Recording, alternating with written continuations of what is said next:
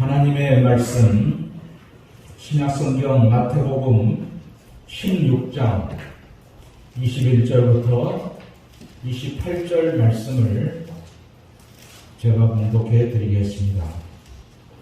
마태복음 16장 21절부터 28절까지를 봉독하겠습니다.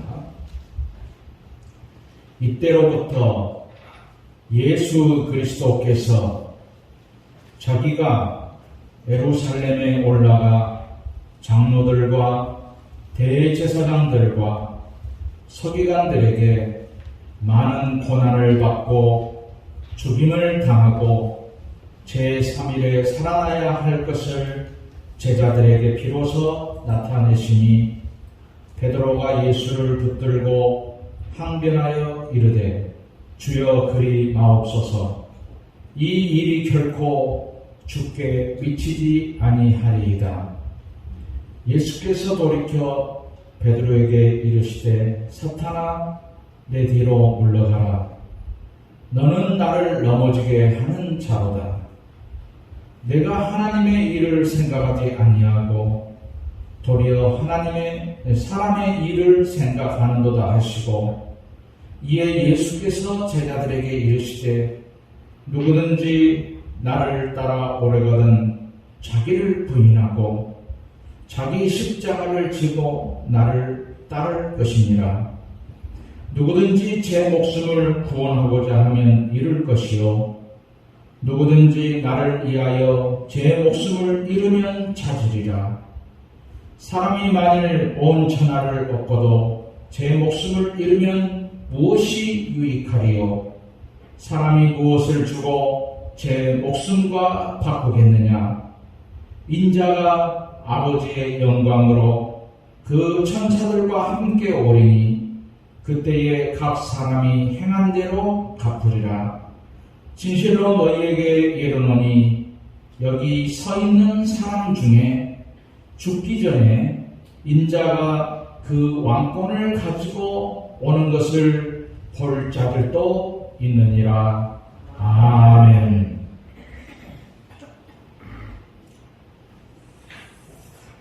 오늘은 천사의 상, 그런 제목으로 말씀을 드리도록 하겠습니다. 천사의 삶을 살아야 하는 이유, 하나님께서 오늘 우리에게 요구하는 것은 무엇이겠습니까? 한마디로 정의하면 성경대로 살아가라 라는 말씀이십니다. 그런데 오늘 우리의 신앙을 보면 어느 때는 성경대로 살아가는 것 같고 어느 때는 성경대로 살지 못할 때도 있습니다. 과연 그 이유가 무엇이겠습니까? 사람마다 신앙의 수준에 따라 다르고 또한 우리는 환경에 매여 살아가는 것입니다. 그런데 우리의 환경은 수시로 변합니다. 우리의 신앙도 나의 처지와 환경에 따라서 변한다는 것입니다. 요즘은 코로나로 힘든 시기입니다. 어려운 환경에 부딪힐 때 우리는 믿음의 차이가 확연하게 나타나게 되는 것입니다. 유럽에서 과거에 흑사병이 도져서 많은 사람이 죽었을 때 세 부류가 있었습니다. 한 부류는 교회에 성전 예배로 드리러 나와서 흑사병에 걸려서 죽는 교회, 그런 교회들이 있었습니다. 그러니까 그들은 나름대로 순교자의 정신을 가지고 나는 예배를 드리다가 죽어도 좋다 해서 예배를 드린 그런 교회들이 있었고, 또 한 부류는 아예 교회에 나오지 않고 예배를 중단한 부류가 있었습니다. 그리고 또 한 부류는 당시의 사제와 수녀들, 이런 성직자들만 모여서 예배를 드리는 부류가 있었습니다. 오늘날도 코로나로 힘든 시기에 나는 성전 예배에 나갑니다, 대면 예배를 드리겠습니다 하면서 마스크를 쓰고 나오시는 분도 있고, 어떤 분은 나는 아직 조심해야 됩니다, 몸을 사리는 분도 있습니다. 이것은 우리의 환경과 또한 믿음에 따라 오는 결과라고 볼 수 있습니다. 우리의 믿음은 성장하고 성숙해야 됩니다. 환경을 이기고 믿음으로 자라나야 하는 것입니다. 어려운 조건에도 이겨나가는 에스더 같은 죽으면 죽으리라는 믿음이어야 되는 것입니다. 성경에 보면 천사는 모든 것을 이겼습니다. 언제나 이겼습니다. 사탄의 권세도 이겼습니다. 그리고 천사는 언제나 좋은 소식만 전했습니다. 우리의 믿음도 언제나 천사처럼 좋은 소식을 전하고 승리하는 믿음이어야 되는 것입니다. 오늘 본문을 보면 우리가 잘 아는 본문 뒤에 바로 나오는 이야기가 있는데, 주님이 제자들에게 묻고 있는 내용을 볼 수가 있습니다. 예수님은 이제 며칠 있으면 십자가에 죽으셔야 했습니다. 제자들과 함께 가이사라 빌립보에 가셨을 때에 제자들의 신앙을 주님께서 확인하고 싶었습니다. 그래서 제자들에게 물었습니다. 너희는 나를 누구라 하느냐? 그때 베드로가 주는 그리스도시요 살아계신 하나님의 아들입니다. 예수님은 즉시로 베드로를 축복하시는데, 18절 이하에 보면 시몬아 내가 복이 있도다. 내가 이 반석 위에 내 교회를 세울 것이다. 음부의 권세가 이기지 못할 것이다. 내가 천국 열쇠를 내게 줄 것이다. 내가 땅에서 무엇이든지 매면 하늘에서도 매이고, 내가 땅에서 무엇이든지 풀면 하늘에서도 풀리리라. 이 말씀은 예수님의 질문에 베드로가 예수님의 마음에 쏙 드는 정답을 말했기 때문입니다. 베드로는 3년 동안 예수님에게 신앙을 배웠습니다. 이제 예수님은 얼마 있지 않으면 제자들과 헤어져야 하는 것입니다. 그래서 제자들의 신앙을 확인하고 싶어서 물어보신 것이지요. 그런데 너무나 예수님의 마음에 드는 대답을 한 것입니다. 예수님은 너무나 기뻤습니다. 이제 마음 놓고 십자가에서 죽어도 좋겠다는 생각을 했습니다. 베드로가 천사 같은 정답을 말했기 때문입니다. 두 번째로 보면 베드로는 천사와 사탄의 영역을 넘나들고 있었습니다. 그런데 문제는 그 다음날 일어났지요. 오늘 본문에 예수님께서 십자가에서 죽을 것을 말씀하십니다. 이전까지는 죽음에 대해서 언급이 없었습니다. 그런데 갑자기 십자가에서 죽는다는 말씀을 하시는 것이지요. 21절에 이때로부터 예수 그리스도께서 자기가 예루살렘에 올라가 장로들과 대제사장들과 서기관들에게 많은 고난을 받고 죽임을 당하고 제3일에 살아나야 할 것을 제자들에게 비로소 나타내시니 라고 말씀하지. 그런데 베드로가 어제와 다른 이상한 반응을 보인 것이 22절에 나오는데 베드로가 예수를 붙들고 항변하여 이르되 주여 그리 마옵소서 이 일이 결코 죽게 미치지 아니하리이다 라고 말하는 것이었습니다.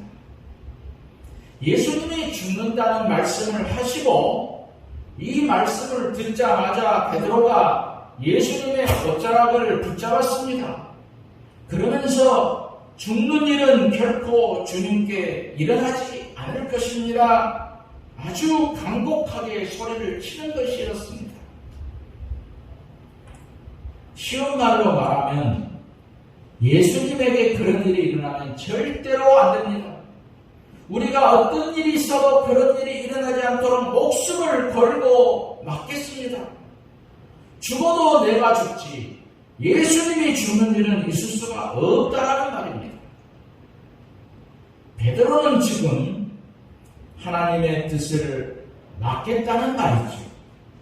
그러자 예수님은 오늘 본문 23절에서 베드로에게 이르시되 사탄아 내 뒤로 물러가라. 너는 나를 넘어지게 하는 자로다. 내가 하나님의 일을 생각하지 아니하고 도리어 사람의 일을 생각하는 도다 소리치셨습니다. 베드로는 어제의 천사에서 오늘의 사탄으로 변한 것입니다. 깊은 영성에서 벗어난 신앙입니다. 이 말씀에서 우리도 베드로처럼 천사에서 사탄이 될 수 있다는 것입니다. 인간은 자신의 입장에서만 모든 것을 보려는 본성이 있기 때문에 우리 모두가 다 그렇습니다. 나의 처지가 불리해지면 누구든지 천사에서 사탄으로 변할 수가 있습니다. 반대로 상황이 좋아지면 사탄에서 천사로 변하기도 하는 것입니다. 인간은 언제나 자기 중심으로 모든 삶을 살아가기 때문입니다. 인간은 천사처럼 하나님의 형상대로 지음받은 영적인 존재입니다. 그러나 짐승과 같은 육신이 있어서 땅에 매여 살아갑니다. 영과 육이 함께 존재하는 것이 인간입니다. 천사와 같이 전적인 영물도 아닙니다. 짐승과 같은 전적인 동물도 아니고 영과 육이 함께 존재하는 것이 우리 인간인 것입니다. 영과 육이 함께 존재하는 인간은 내가 먼저입니다. 요즘 일어나는 일들을 보면 인간의 본성이 다 드러나는 것을 볼 수가 있습니다. 어떤 가수가 죽었습니다.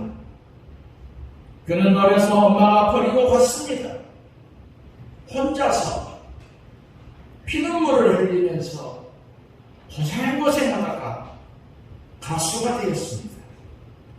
하지만 어떤 말 못할 사연이 있는지 이 가수가 죽었습니다. 가수가 떠나면서 남긴 재산이 있었는데 그런데 어려서 버린 엄마가 돈을 찾으러 왔습니다. 법적으로 상속권이 있기 때문에 양심과 도덕은 이미 썩은 시궁창에 버리고 사는 것이 오늘을 사는 사람이 아닌 짐승의 모습입니다. 천사여야 할 엄마가 사탄이 된 것이죠.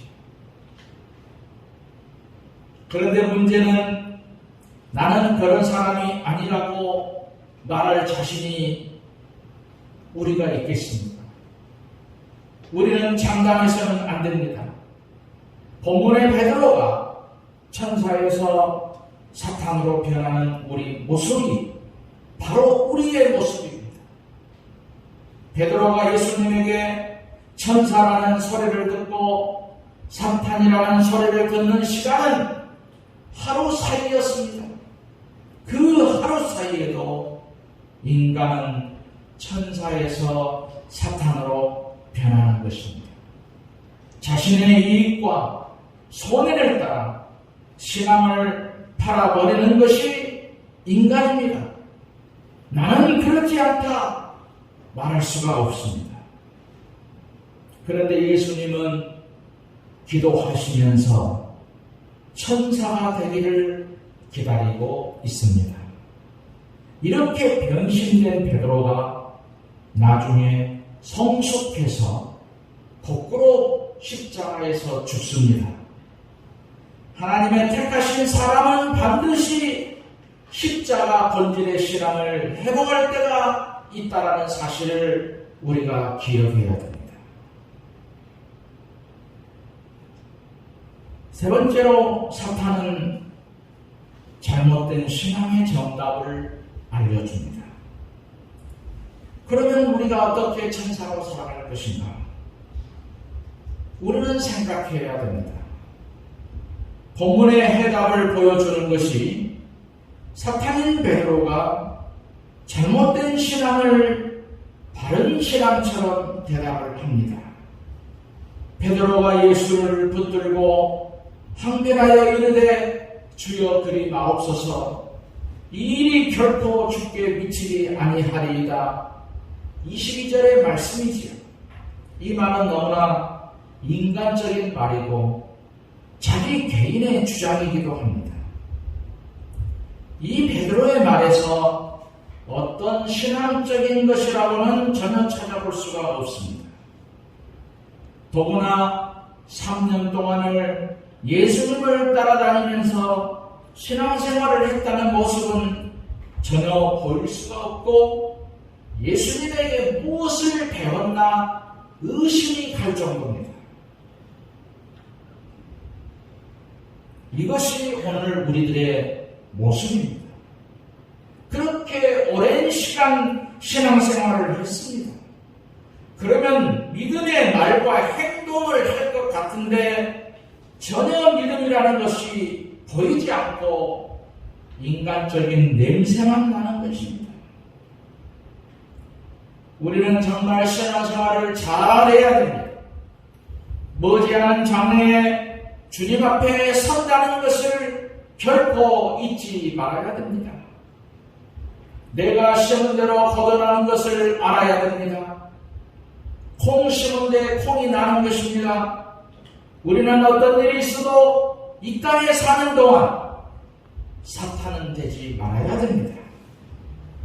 인간적인 신앙이 되지 말아야 할 것입니다.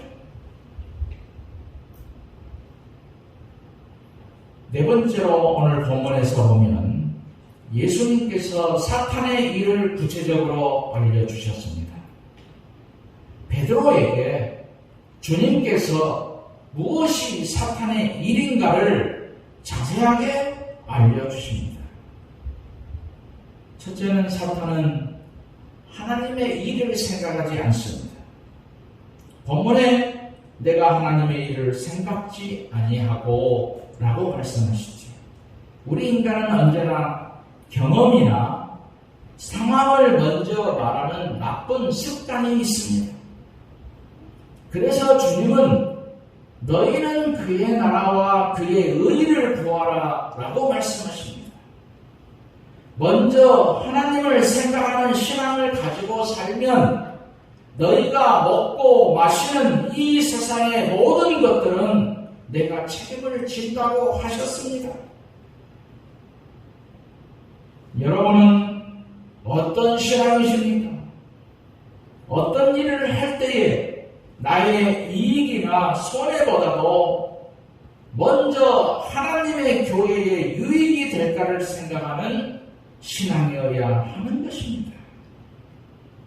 하나님께 영광이 된다면 모리아사에서 아브라함이 이삭을 드리는 것처럼 하나님의 말씀에 무조건 아멘하는 신앙이어야 되는 것입니다. 사탄은 항상 인간적인 것을 먼저 생각하게 하는 것입니다. 다음으로 사탄은 사람의 일을 생각했습니다. 본문에 도리어 사람의 일을 생각하는 도다 말씀하시죠. 사람의 일이라고 하는 것은 땅의 일입니다. 육신의 이익, 사람의 체면, 나 중심으로 먼저 생각하는 마음, 하나님을 나보다 나중에 생각합니다. 나에게 먼저 이익이 되도록 모든 일을 하려는 것이 우리 인간의 본능인데 순서에서 하나님이 항상 뒤로 밀리는 것이었습니다. 디모데후서 3장 2절에 보면 사람들이 자기를 사랑하며 돈을 사랑하며 자랑하며 교만하며 비방하며 부모를 거역하며 감사하지 아니하며 거룩하지 아니하며 쾌락을 사랑하기를 하나님을 사랑하는 것보다 더한다고 하셨습니다. 우리의 신앙은 세상 사람들을 너무나 많이 따라가지 말아야 하는 것입니다. 사탄이 사람을 유혹하는 데 쓰는 말이 있습니다. 네 가지가 있는데요. 첫 번째는 누구나 다 하니까 너도 하라 라고 합니다. 다른 사람이 거짓말하니 너도 거짓말하라고 합니다. 다른 사람이 죄를 지으니 너도 지으라고 합니다. 두 번째는 작은 정도는 대수롭지 않은 일이라고 합니다. 작은 죄는 지어도 괜찮다는 유혹이죠. 세 번째는 딱 한 번만 하라고 합니다. 늘 짓는 죄가 아닙니다. 이건 한 번뿐이니까 하면서 죄를 합리화시키는 것입니다. 네 번째는 아직 회개할 시간이 많이 남았다고 합니다. 그러니 오늘은 죄를 짓고 내일부터 바르게 살면 되지 않겠느냐 이렇게 유혹하는 것입니다. 그러면 오늘 우리의 신앙은 어떻게 해야 되는 것입니까? 본문에서 주님은 누구든지 제 목숨을 구원하고자 하면 잃을 것이고 누구든지 나를 위하여 제 목숨을 잃으면 찾으리라 말씀하십니다. 이 말씀은 역설적이지요. 주님을 위하여 생명을 내놓으면 주님께서 생명을 주십니다. 우리가 주님을 위하여 목숨까지로 내놓을 수 있는 신앙은 주님을 사랑하는 데서 시작되는 것입니다. 주님을 사랑하면 주님을 위해서 나의 모든 것을 드릴 수 있습니다. 주님을 위해서 드릴 수 있는 천사의 신앙이 되어야 됩니다. 천사의 신앙은 주님 앞에서 내 고집을 내려놓는 신앙입니다. 나의 주장을 포기하는 신앙입니다. 내 감정을 앞세우지 않습니다. 우리는 주님을 사랑하여 생명까지 드릴 수 있는 천사의 신앙이 되어야 되는 것입니다. 내가 천사가 되어서 내 전부를 드릴 때 하나님께서 갚아주십니다. 오늘 보면 27절에 보니까 인자가 아버지의 영광으로 그 천사들과 함께 오리니 그때에 각 사람의 행한 대로 갚으리라 하셨습니다. 내가 드린 만큼 주님이 갚아주시고 주님을 위하여 드린 것은 그것이 무엇이 되었든 하늘의 창고에 보관되는 것입니다. 주님이 오시는 날 다시 상급으로 받을 것입니다.